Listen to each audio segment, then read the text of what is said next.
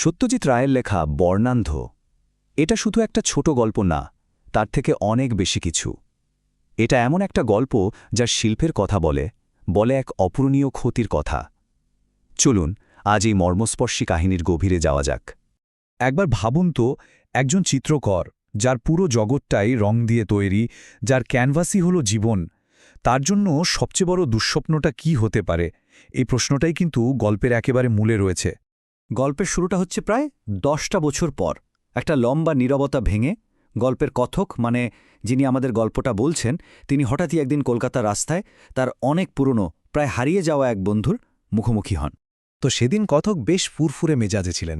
অনেক খোঁজাখুঁজির পর একটা দুর্লভ বই পেয়েছেন।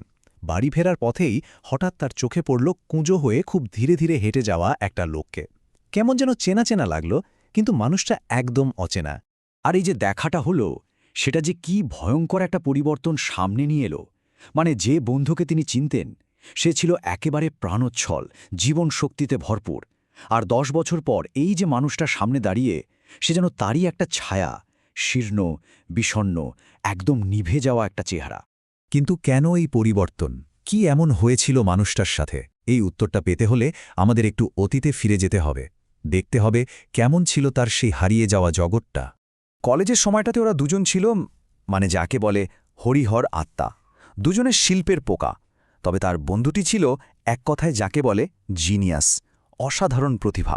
কিন্তু তার চিন্তাভাবনা ছিল সময়ের থেকে অনেক এগিয়ে। আর সেই কারণেই তৎকালীন আর্ট সোসাইটি তাকে ঠিক মেনে নিতে পারেনি, বলতে গেলে এক ঘরেই করে রেখেছিল। কথক একটা অসাধারণ কথা বলেন তার বন্ধুর সম্পর্কে। বলেন, মনে হতো যেন রঙের জাদুকর। তার বন্ধু যখন ক্যানভাসে কাজ করত, তখন রঙগুলো যেন নিজে থেকেই কথা বলত। এতটাই সহজ, এতটাই সাবলীল ছিল তার শিল্প। তো নামকরা আর্ট গ্যালারিগুলো যখন তাকে পাত্তা দিল না, তখন সে দমে যায়নি। নিজের স্টুডিওকেই বানিয়ে নিয়েছিল তার পৃথিবী, তার নিজস্ব এক্সিবিশন হল। আর সেই শিল্পের একমাত্র দর্শক, একমাত্র সৎ সমালোচক ছিলেন আমাদের এই কথক। কিন্তু এই উজ্জ্বল কেরিয়ার, এই শিল্পীর জীবন হঠাৎ করেই যেন সব থেমে গেল। একটা রহস্যময় মোড় নিল সবকিছু। আর সবকিছুর মূলে ছিল একটা ছবি। একদিন কথক দেখলেন তার বন্ধু অসাধারণ এক নারীর ছবি আঁকছে, রেনুয়ার ছবির মতো লাস্যময়ী। সেই ছবিতে শিল্পী তার সবটুকু আবেগ যেন ঢেলে দিচ্ছিলেন। আর তখনই কথক বুঝতে পারলেন তার বন্ধু প্রেমে পড়েছে, খুব গভীরভাবে প্রেমে পড়েছে। আর তারপর সব যেন ঝড়ের বেগে ঘটে গেল। 1 সপ্তাহের মধ্যে তড়িঘড়ি করে বিয়ে, তারপরই এক অচেনা দ্বীপে চলে যাওয়া, একেবারে নিরুদ্দেশ। পরের 10টা বছর আর কোনো যোগাযোগই ছিল না। শুধু একদিন খবরের কাগজে একটা খবর বেরিয়েছিল, তার স্ত্রীর জলে ডুবে মৃত্যু হয়েছে। ব্যাস, এইটুকুই। তো 10 বছর পর সেই বন্ধুর সাথে আবার দেখা। কথক তখন তার এই ভেঙে পড়া বন্ধুকে পুরনো জীবনে ফিরিয়ে আনার জন্য শেষ একটা চেষ্টা করেন। তাকে আবার শিল্পের জগতে ফিরিয়ে নিয়ে যেতে চান। হঠাৎই শহরের রাস্তায় একটা ফরাসি ছবির প্রদর্শনীর পোস্টার চোখে পড়ে, সেজান, মাতিসের মতো শিল্পীদের ছবি।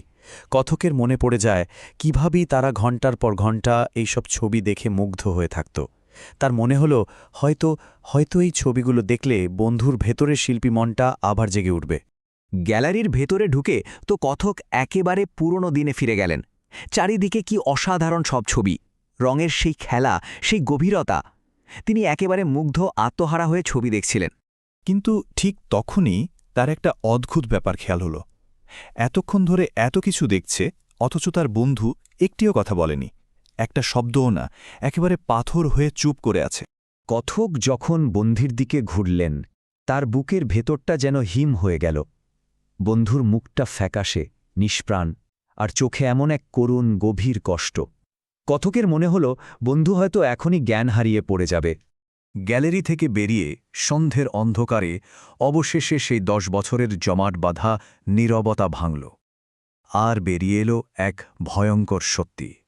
কথক হয়তো ভাবছিলেন যে স্ত্রীর শোকেই তারই অবস্থা, কিন্তু বন্ধু যা বলল তা ছিল একেবারে অপ্রত্যাশিত।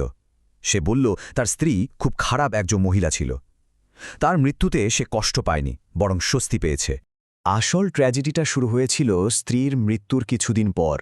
একদিন সকালে ঘুম থেকে উঠে এসে দেখল তার চেনা পৃথিবীটা আর আগের মতো নেই। সবকিছু কেমন যেন ছাতা পড়া, ধূসর, রংহীন। আয়নার সামনে দাঁড়িয়ে নিজের রক্তশূন্য ফ্যাকাশে মুখটা দেখে সে ভয়ে চিৎকার করে উঠেছিল। ছুটে গিয়েছিল চোখের ডাক্তারের কাছে। ডাক্তার যা বললেন সেটা অন্ধ হয়ে যাওয়ার থেকেও অনেক বেশি ভয়ঙ্কর ছিল। তিনি জানালেন সে ধীরে ধীরে বর্ণান্ধ হয়ে যাচ্ছে, মানে তার চোখের সামনে থেকে সব রং একে একে মুছে যাচ্ছে। একজন চিত্রকরের জন্য এর থেকে বড় অভিশাপ আর কি হতে পারে?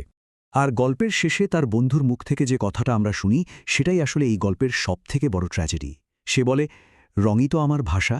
যে লোক ধূসর ছাড়া আর কোনো রঙই দেখতে পায় না, মাতিস আর রেনোয়ার ছবিরই বা তার কাছে কী অর্থ?